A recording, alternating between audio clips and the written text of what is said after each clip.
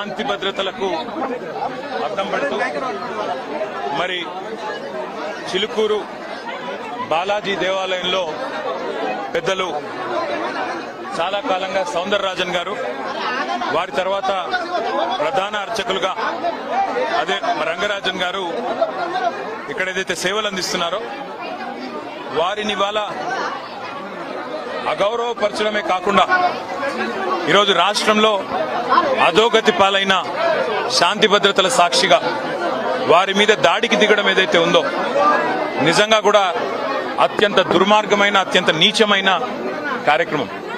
ఇది ఎవరు చేసినా, ఏ పేరిట చేసినా, ఏ ఎజెండాతో చేసినా శాంతి భద్రతల విషయంలో మాత్రం ఉక్కుపాదంతో వ్యవహరించాల్సిన బాధ్యత రాష్ట్ర ప్రభుత్వం మీదనే ఉంటుంది. ఇవాళ భగవంతుడి సేవలో నిమగ్నమయ్యే పెద్దలు రంగరాజన్ గారు, సౌందరరాజన్ గారి కుటుంబం పరిస్థితి ఈ విధంగా ఉంది అంటే మరి రాష్ట్రంలో శాంతి భద్రతలు ఎంత అధ్వానంగా ఉన్నాయో దీన్ని బట్టి చెప్పవచ్చు.